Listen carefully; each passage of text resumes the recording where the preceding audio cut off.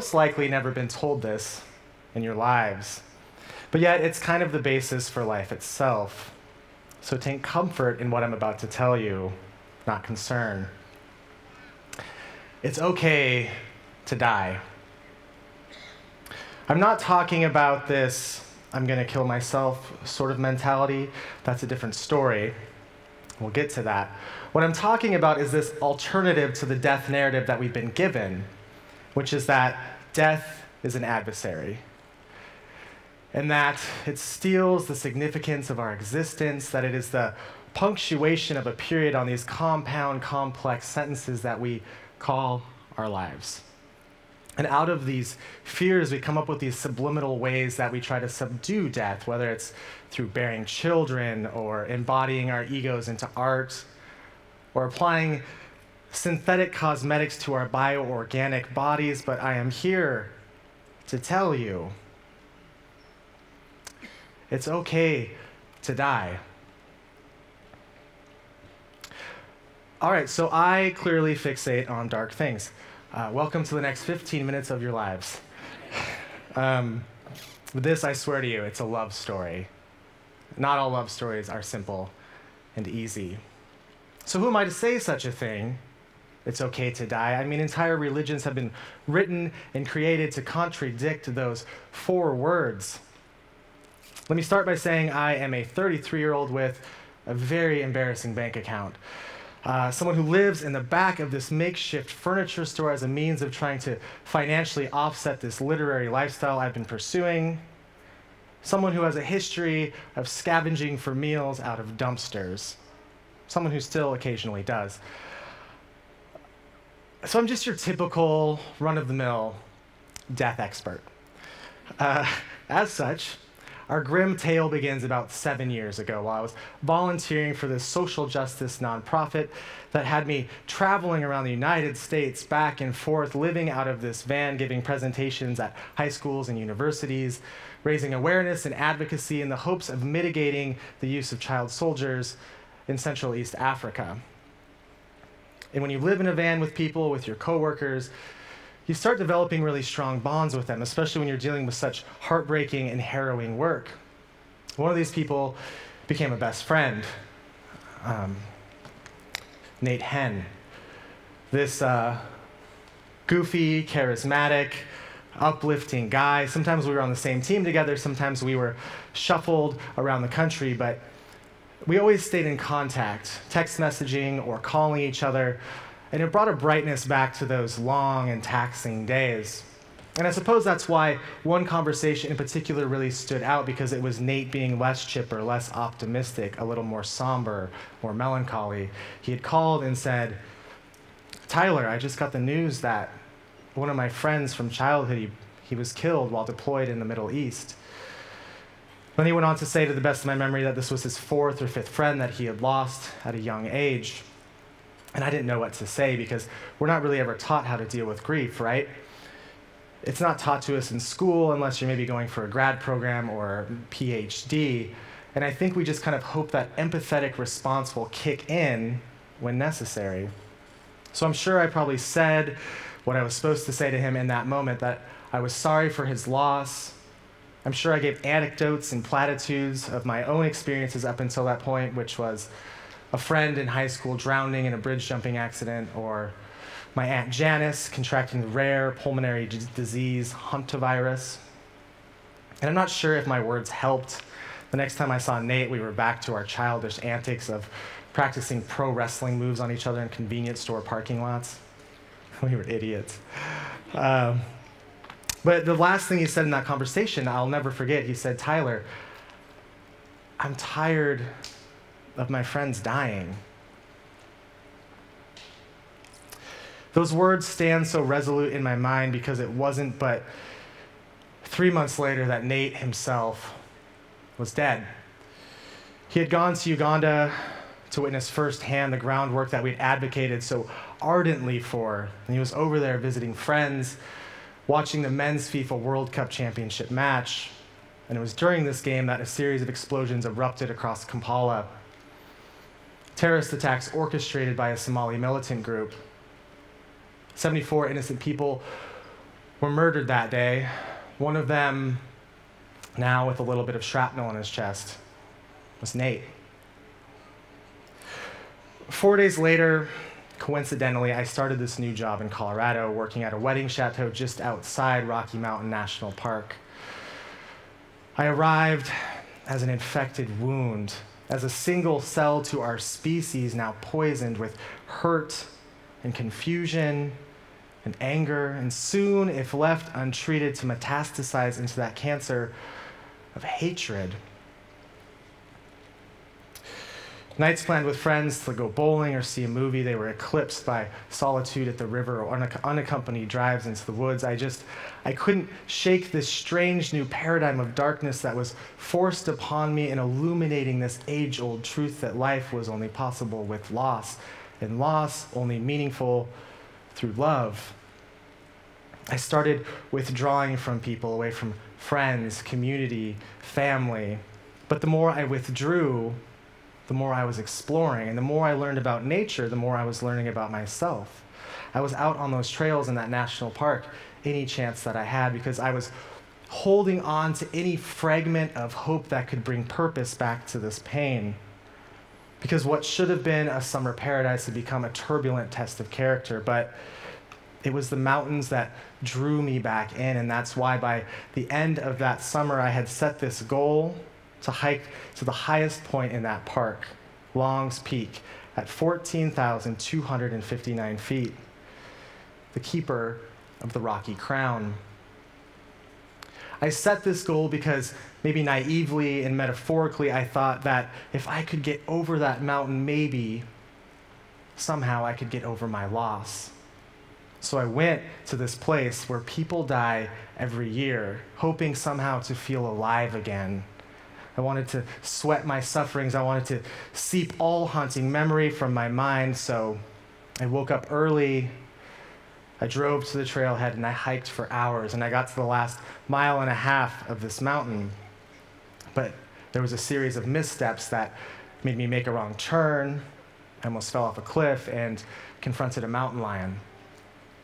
This is all to say, I didn't make it to the top of that summit.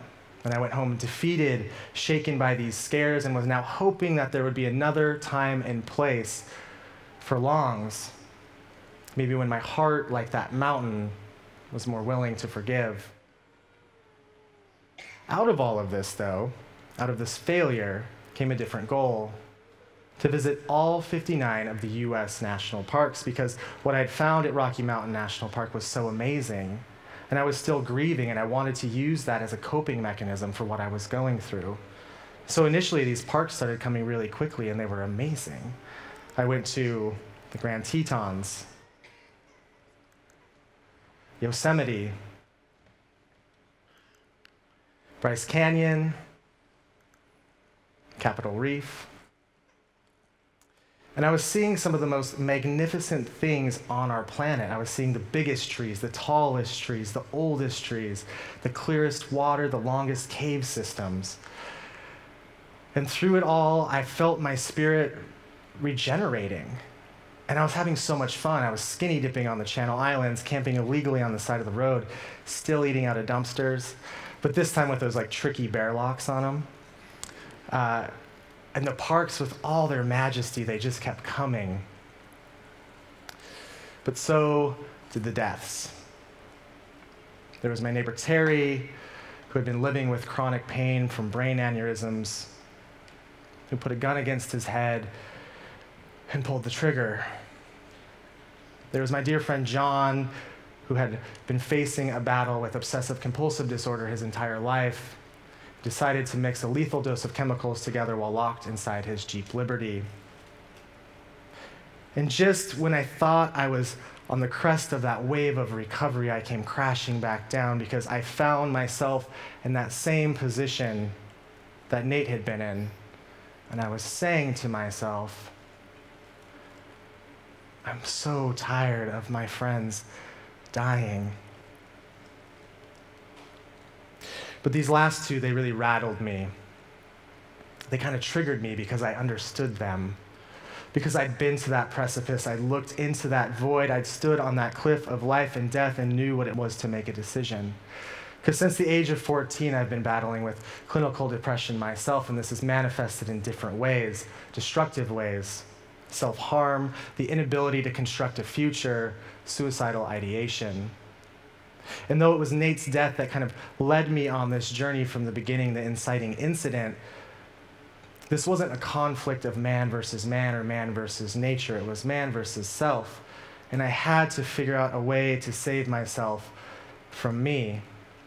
So I was practicing these self-harm survival techniques in the hope that I could keep my own friends from repeating that same refrain that Nate and I had both said. All the while, I kept perpetual motion, still haunted, still searching, and silently hiking across my nation as well as others, through the back country of my own curiosity and consciousness, writing and rewriting in my head the rough draft to all of my damage. A field guide to losing my friends. And I continued on, my migratory patterns taking me further and farther to more of these national parks. I went to Glacier,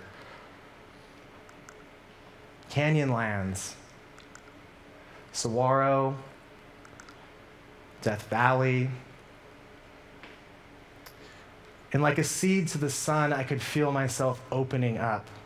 I could tell I was letting others back in again, because what I was learning is that as much as I loved these national parks, what I loved more was inviting others on the journey with me.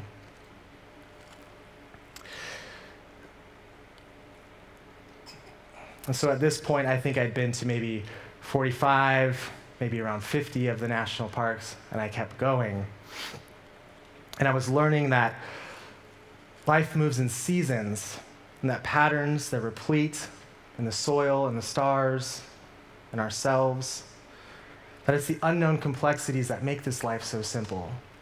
That the middle of nowhere is always the beginning of somewhere. But most importantly, I was learning that humans, despite what we've been shown, they're inherently good. I started looking at aspen trees and how they share this communal root system and how they grow together, or Joshua trees and how they have this unique and bizarre formation, but it comes from growth and from shock and discomfort, growth and change, or the redwoods and how they're formidable and mighty but bring life to the whole forest, and that when they fall, they become nurse logs that other trees grow out of, growing out of this lasting legacy now given back to the soil. I became obsessed with wildflowers. People don't hike with me anymore because it takes too long. But I stop and I look at the way that the leaves grow and the sepals and the petals and the way that they go to seed and pollinate and mulch and decay, everything given back to the earth. And what I was being given was this alternative to the death narrative, because what I had found in this epoch of time was that everyone was saying, your friends are in a better place, or you can't understand the divine plan at work here. Western philosophy was saying, look to the heavens, while Eastern philosophy was saying, turn inward. But I was looking at what was right in front of me, the natural world. And it was making sense to me, because nature was giving me that courage to confront those darker recesses of our existence. It was saying, be honest, be bold, explore your demons. It was restoring in me this place of happiness and health that I used to have before the bombs and the accidents and the rare disease and the death by one's own volition. The national parks, they'd worked. It worked, and I'd been to nearly all 59 of them. But I knew there was one last piece to this puzzle. I needed to go back to Long's Peak. I needed to complete that hike because I needed to put a capstone on that half-decade of hurt to give a 4-year curse back to the heavens. So as before, I woke early, I drove to that trailhead, and I began hiking. But this time, I didn't take a wrong turn. I didn't almost fall off a cliff. And I fulfilled that metaphor of death as mountain. And guess what? I did it. I made it to the top. But as twisted as life can be, death still had one lesson left in store for me, because on my hike up I found a dead body, a man that had fallen off Long's Peak, and it was grisly, his blood and brains strewn across the trail. So there I was. It was wild because death had brought me to this mountain 4 years ago, and now there I was again confronting death so abjectly incarnate. But I was ready to confront it. I was ready to have that dialogue, and it was almost as if death was saying, "You stupid, dumb, silly man, why do you keep thinking you can defeat me? Why do you think you can overcome me? I am a collaborator on this journey with you through life. I am a part of this, and I always will be." And there was a beautiful revelation in that because I was looking at this raw, organic version of reality that our society now so desperately seeks. There was no one there to tell me to keep moving or to look away or to cover up the body. It was just me and death, and I sat with it. But there was something a little more disconcerting about this as well, is that looking at the circumstances and where this man had fallen, I knew something was off. And instantaneously, I knew what it was. I knew that it was a suicide. And so for the next few weeks, I just kept checking the internet because I needed to know. And it proved true. Just an 18-year-old kid from Kansas.